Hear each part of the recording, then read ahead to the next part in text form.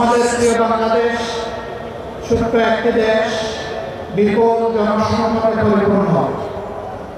আফসোসের বিষয়, স্বাধীনতার 54 বছর এক করে চলে গেছে, বাংলাদেশের মানুষ সম্মানের সাথে মাথা উঁচু করে দাঁড়াতে পারেনি। কারণ বর্গীরা চলে যাওয়ার পর দেশের ভিতরে চিল যারা ছিল, সেই চিলগুলা ছু মেরে জনগণের সম্পদ নিয়ে চলে গেছে। দেশের সম্পদ লুণ্ঠন করে বাইরে পাচার করেছে, দেশে দেশে বেগমপাড়া গড়ে তুলেছে।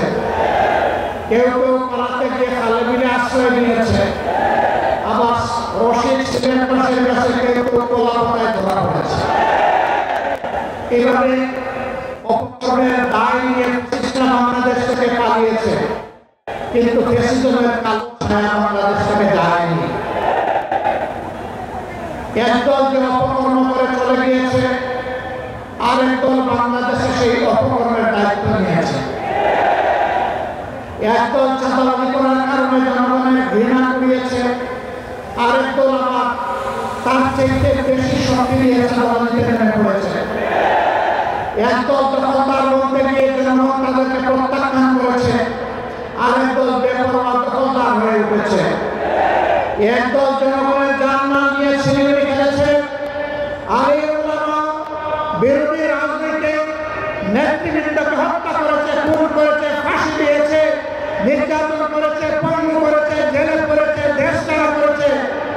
আরেক দল ঠিক একই পথ ধরেছে, এমনকি নিজেদের মধ্যে মারামারিতেও নিজেদেরকে শেষ করে দিচ্ছে। টানা তৃতীয়বার অর্জন করেছে দেশের সেরা সুপার ব্র্যান্ড স্বীকৃতি বসুন্ধরা টিস্যু।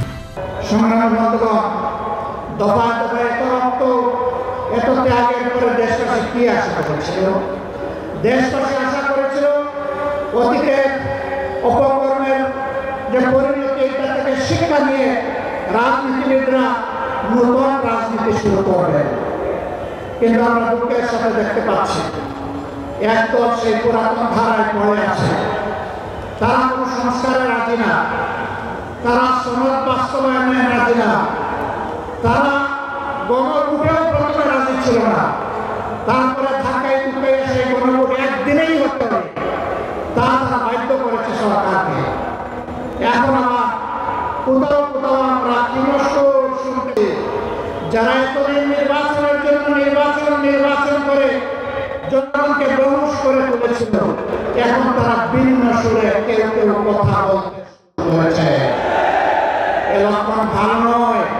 তারা বুঝতে পেরেছেন তারা যে সমস্ত কর্মকাণ্ড বাংলাদেশে পরিচালনা করছে, বাংলাদেশের জনগণ তাদেরকে আগামী নির্বাচনে লাল কার্ড দেখানোর জন্য প্রস্তুত হয়ে গিয়েছে।